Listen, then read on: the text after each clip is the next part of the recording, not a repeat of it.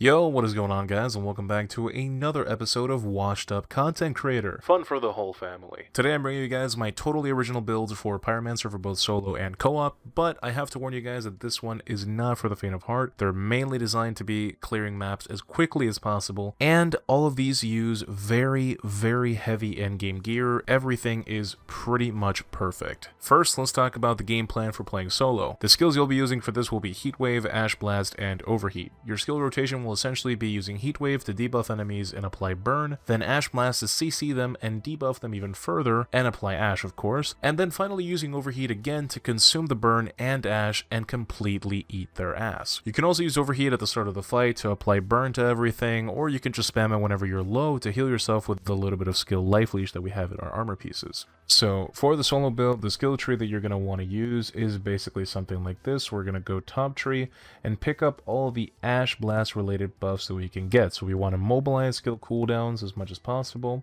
We also want enemies that are afflicted by Ash to take more damage. You can pick that up here. You're also going to want to pick up this. This is probably the most important piece. You will apply Vulnerable every single time that you Ash Blast.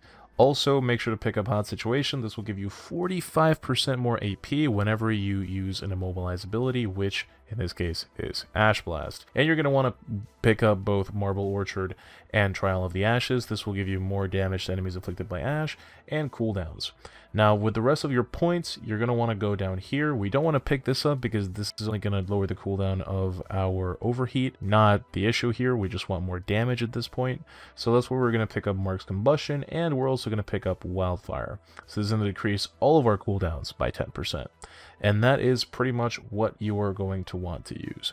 Now for your weapons, you'll want either a Death Shield or a Funeral Pyre for your main weapon, and you're just going to want to mod in the other perks. So if you have a Death Shield, mod in the Shadow Comet, and if you have a Funeral Pyre, mod in Fortress. Optimally, I would recommend having a Funeral Pyre because you're just using this to proc Shadow Comet, and the Funeral Pyre has a much bigger magazine. But if you just have a Death Shield, mod in Shadow Comet, and again, if you have a Funeral Pyre, mod in Fortress. For your secondary, you'll want either the Death Shield or the Anemoy or Anima, whatever the hell it's called. And again, just mod in the missing perk. So mod in Fortress if you have an Anemoy, or just mod in Moaning Winds if you have a Death Shield. Now for your pistol, any will do. You're just going to mod in Moaning Winds, and it's going to act as a secondary Moaning Winds cast. But just try to get one with Clip Combustion so that extra explosion damage is added into it as well. For the armor, you're going to be needing 3-piece Akari, of course. This will give you a crap load of anomaly power if you can get a decent amount of mobs with your heat waves, and they have the mods that you need. The optimal set would be chest, legs, and boots, and we're doing this because we're prioritizing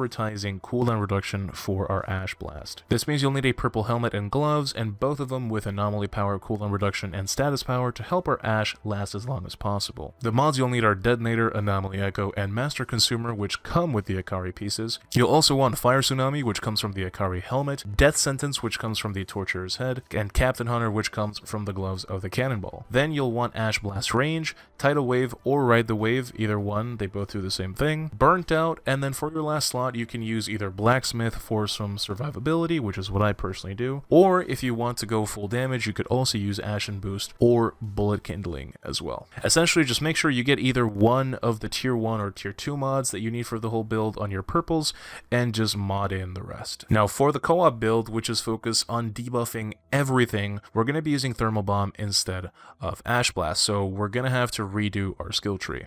Now, for the co-op build, we have to swap out our entire skill tree because we're not using Ash Blast, so we're not going to get any benefit out of all these Ash-related perks in the top tree. So I personally opt to go through the bottom tree. I just pick up all the cooldown reduction that I can, as well as all the damage options that I can, so we're once again going to pick up Wildfire, but this time we can also pick up Trial by Fire. Now, you also need to pick up With Fire and Anomaly. This will give you more AP whenever you use Thermal Bomb or Overheat, so this is pretty much going to be permanently up.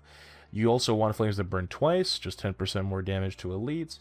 And you're also going to want to pick up Brave Ablaze. This will give you more base damage for your explosive skills, so both Thermal Bomb and Overheat.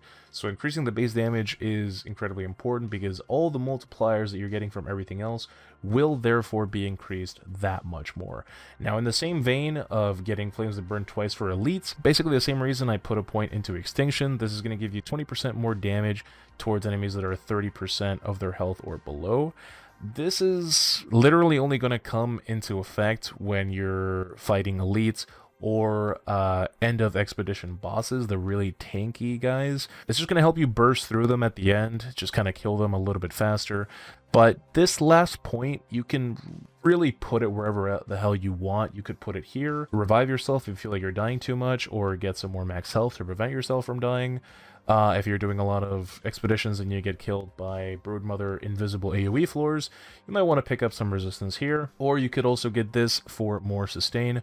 But personally, I think the most bang for your buck out of all the options that you have here is honestly just Extinction, and this is what I personally ran on my old build before I ran the Ash Blast, or Ash Top Tree build for my solo build. So this is what I personally have used, what I personally recommend, and yeah. As for the armor, you'll still want 3-piece Akari, but you won't get anything out of Master Consumer, so we're gonna go with the helmet, chest, and legs this time. The mods you'll need are Fire Tsunami, Detonator, and Anomaly Echo, which come on the Akari pieces, and then you'll want to mod in Double Fun, Branded, Ride the Wave, and Tidal Wave, Fire Frenzy, Burnt Out, and for your last slot you can go either Captain Hunter or Blacksmith, or Bullet Kindling, or really whatever else that you want. It's kind of a flex slot. With this, you'll be able to activate Thermal Bomb twice, which will let you debuff enemies by 80%, and it will also affect 2 other targets. You'll also be spamming 3 heat waves, each will debuff by 25% on top of all of that, so your teammates are going to be deleting absolutely everything. Now remember, you are debuffing enemies,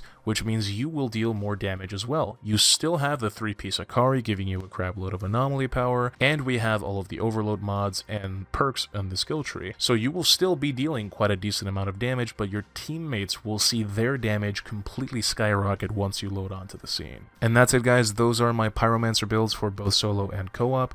I really hope that you guys enjoyed, and a huge shout out to all of my patrons. I really appreciate your support. Be sure to join the Discord if you guys need some help with clearing any CTs, and let me know in the comments what you guys would like to see next. Thank you guys for watching, and I'll see you in the next one. Take care.